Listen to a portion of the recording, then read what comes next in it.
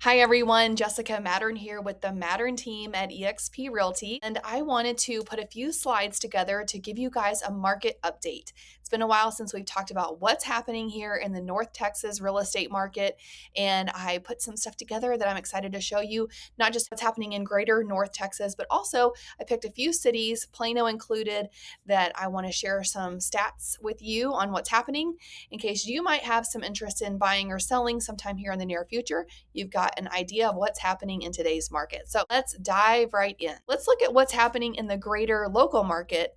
This is Dallas County, Collin County, Denton County, and some of the surrounding counties. Basically on the Dallas side of town, these numbers do not particularly include the Fort Worth side of town. So this is, I think, more on the east side of the Metroplex. And I want to focus quickly on months of supply of inventory. What this means is if nothing else came on the market, it would take 4 months to sell everything remaining from the month of July. Like if nothing else came on the market starting in July, it would take 4 months to sell everything in the Dallas side of the Metroplex. So a balanced market is typically 4 to 6 months of supply of inventory. A seller's market is anything less than 4 months of supply, and a buyer's market is anything over 6 months of supply. So this is generally a balanced market, if you will, by statistical standards. What we've seen in pricing is a 2.3% decrease in pricing over the last year, so year over year. And the median sales price here in the North Texas area is around $400,000, and the median days on market is 46. So in a wider lens here is statewide, this inventory number is closer to 5.3 months of supply. But months of supply fell slightly below this time last year for the first time in the current market cycle. So statewide's 5.3 months, and that's actually fallen year over year compared to this time last year, obviously. And active listings are down, months of supply of inventory are down year over year, indicating the inventory buildup that we've had that has defined much of the past year may be easing a little bit. So what that means is the number of listings coming to the market is down compared to last year, and the homes that are on the market are selling through compared to last year. So that's that supply and demand pull. While it's too early to determine whether this marks a lasting shift, the report I pulled these numbers from suggests the market is no longer softening at the pace seen earlier in the cycle. The Dallas-Fort Worth housing market followed a similar pattern. The region's home price index slipped 0.5% year over year in pricing, while the median home price remained right at that $500,000.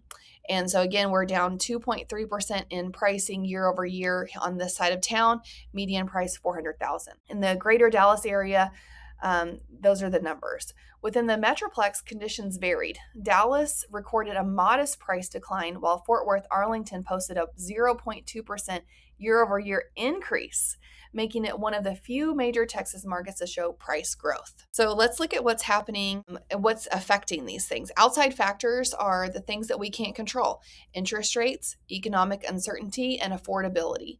Those are all equaling some buyer caution throughout the market. Despite signs of the stabilization, affordability continues to shape today's housing market. Higher mortgage rates are limiting purchasing power, homes are taking longer to sell, and many buyers are remaining cautious. At the same time, sellers are adjusting or trying to adjust to changing conditions through price reductions and concessions. Reports also found new listing activity decline more than expected, suggesting many homeowners remain hesitant to enter the market as both buyers and sellers navigate this ongoing economic uncertainty. This all equals buyers pumping the brakes and proceeding with caution. Let's look at interest rates a little bit. The mortgage rate trend line, if you can guess, take a moment and guess what the average trend line is on mortgage rates. So this is the average mortgage interest rate from 1971 to the present.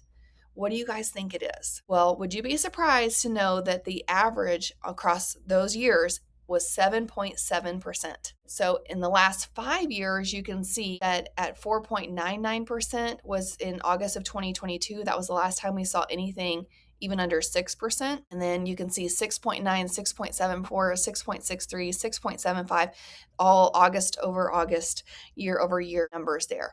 So that long-term trend line makes our current rates feel pretty good, doesn't it? So if you spent the last 4 years waiting for rates to come down, you would have spent $86,400 in rent with $1,800 per month rent payment. So that's frightening, right? To think about how much money you would have spent. Now, I'm not saying that renting is necessarily a bad thing, but when you start to add it up over time, that makes a big difference. $86,000 in just 4 years. Okay, so let's dive in and look at what's happening in the Plano market.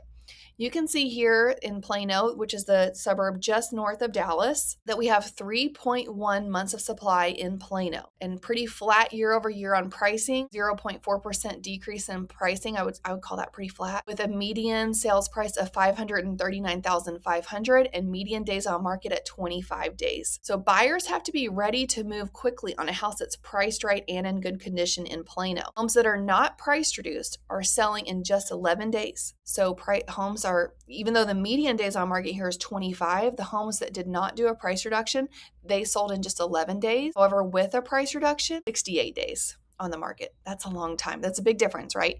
So time is money for sellers. If you don't price right the first time, you really can miss the mark, and it's not only going to cost you price, but it's also going to cost you time. You have to price it right as soon as you hit the market, and you only have one shot to do that. Okay, where are all my statistics people out there? Nearly 1 in 3 homes in Plano sold at or above their full asking price. 28.7% of homes sold at or above their list price. Sellers received on average 97.1% of their original asking price. However, homes that were not price reduced received even higher, 98.7% of their original asking price. 53.5% of homes in Plano contributed towards buyers' closing costs. Nearly over half of all transactions. This could be contributing towards rate buy downs, repair concessions, or both. So would you like to take a guess on what the typical concession amount was? Anybody? Well, it's actually around $7,000 was the typical concession amount in the month of July, which are the numbers that we're looking at here. Of the 621 active homes on the market, 310 were new listings and 202 sold. The pending ratio was 23%. So we had 185 homes pending in July. Now this is interesting. 36.9% of homes in Plano didn't sell at all in July. The sellers took them off the market, either canceled or expired listings. They may choose to relist later, but they just took them off the market in the month of July. All right. Now, we also track numbers broken out by price range. As you can imagine, there's a big difference between a house price at $400,000 in Plano versus $4 million in Plano in terms of inventory, days on market, expectations, etc. So if you're interested in getting your city stats broken out by price range, stick around because I have a QR code at the end of this to get your own report. We'd love to share that with you. Okay, so let's compare some cities around town. I picked 6 cities to compare here on this slide, and I want to give you some highlights here.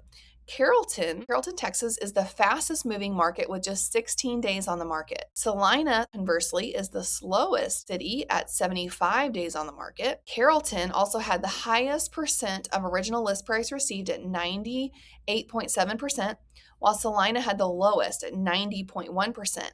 And 5.7 months of supply of inventory in Celina. So a 9% differential between what sellers can expect between those two cities when it comes to asking price. A $500,000 home, that's a $45,000 difference. That's a lot of money. And Carrollton had 45% of homes selling at or above full asking price. That was one of the biggest numbers there. 45% of homes in Carrollton received at or above their original asking price. And then you can see Prosper's numbers in there as well. Obviously, Prosper has a higher median sales price there. One question I did get about this slide is, do these slides include new construction? And it does include new construction as long as it's listed in the MLS. If you're familiar with builders at all, builders will put a few of their floor plans in the MLS, and then they can build you so much more. And they may never end up selling the house that was listed on the MLS. When a buyer calls on that one, they might sell one of their other spec properties, their spec houses inventory houses that they might be building, or they might build something specific for a buyer that calls in. So it's not fully encompassing of every new construction, but it does include some. And it is contributing towards some of these numbers in Celina and even in some in Prosper. Okay, let's look at 3 more cities. Far North Dallas commands $100,000 more than Frisco and $254,000 more than McKinney.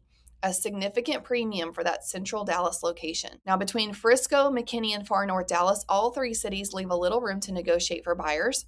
can typically expect to land somewhere in the 4 to 5% below asking range compared to Plano's 97.2%. Far North Dallas is still firmly a seller's market. McKinney is in balanced territory, and Frisco is tipping towards buyer-friendly, nearly double the supply of Far North Dallas. I want to pause and remind you about our cash buyer program. I wanted to highlight this really quickly. This is Larry Levine. He works with us. He works with a unicorn cash buyer on our team.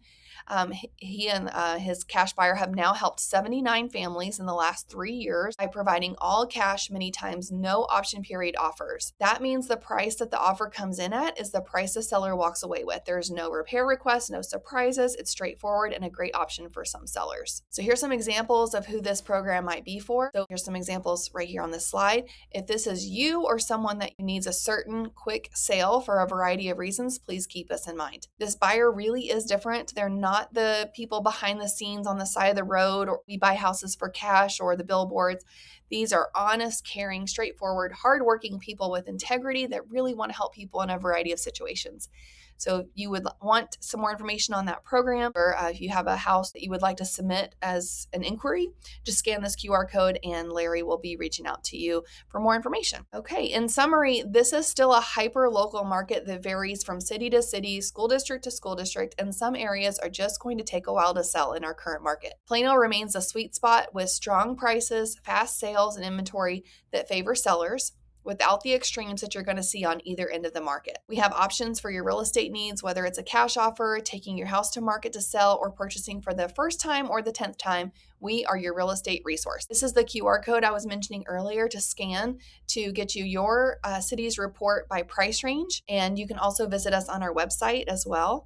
And I just want to thank you for giving me the opportunity to give you a quick market update today. And I look forward to sharing more information in the coming months. And thank you very much for your time.